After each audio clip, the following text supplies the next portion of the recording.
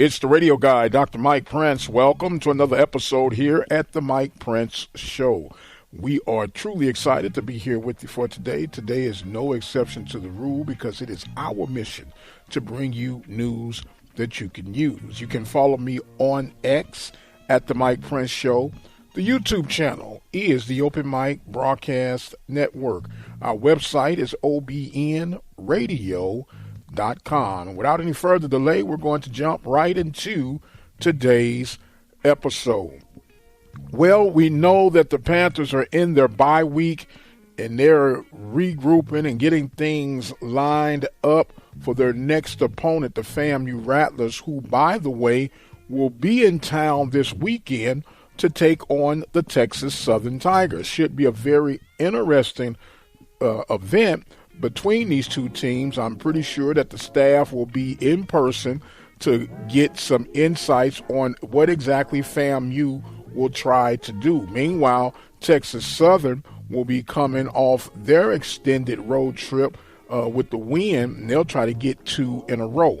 Now, with all of this being established for the weekend coming up, let us not forget that Coach Simmons has already predetermined that it will be FAMU and Southern meeting for the SWAC championship. And if that will to be the case, the way things are going right now, FAMU would be hosting that championship game from Tallahassee, Florida. But as we mentioned, there is a lot of football to be played, and so the Panthers can get themselves in high gear to get ready to try to make some changes that are necessary to be that team, whether it be in Tallahassee or on the Hill. Right now, it wouldn't matter to me where it was played as long as the Panthers can find their way in that dance.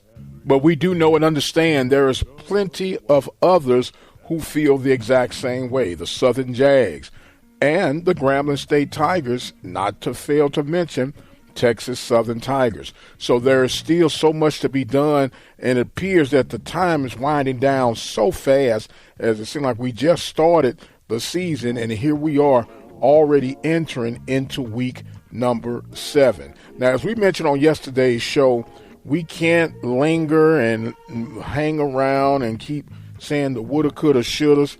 It's time to pick up the pieces and move forward with the rest of the season that remains.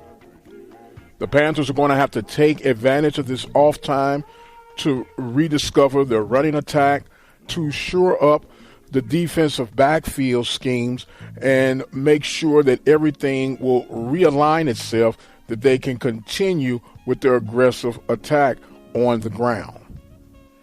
Meanwhile, Southern will put on their traveling shoes to face Bethune-Cookman.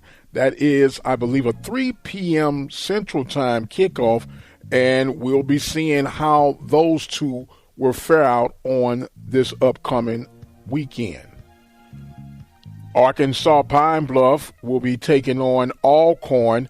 That's going to be another game to watch as well, because Alcorn still has something to say about how the West shall be won.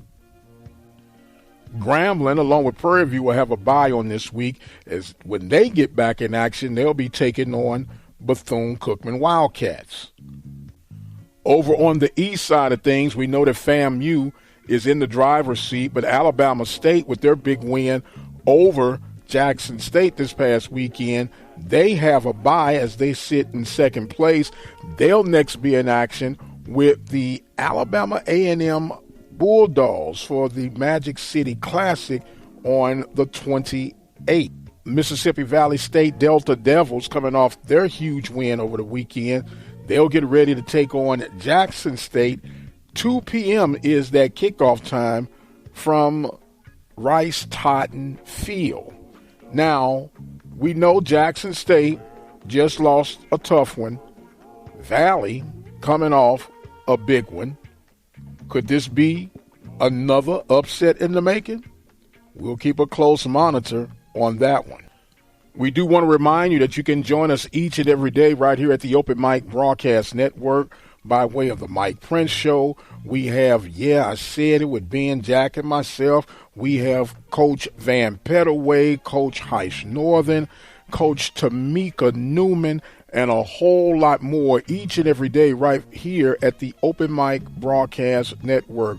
Follow me on X at the Mike Prince Show.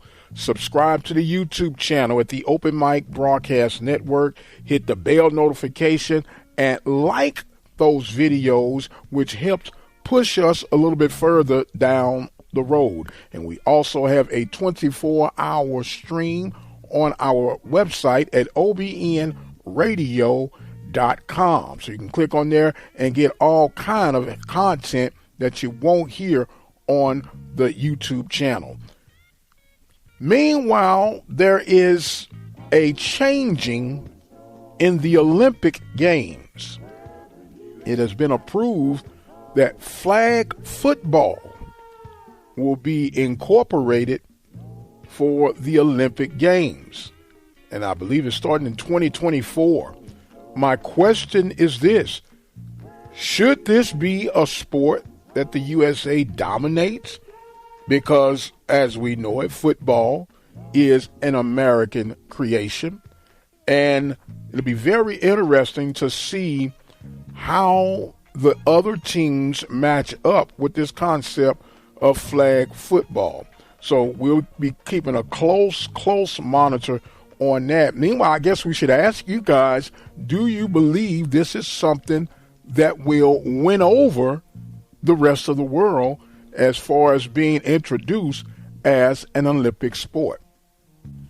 We know that football, in particular the NFL, is a global brand, and they are, of course, behind the push of making sure that this continues to be the case.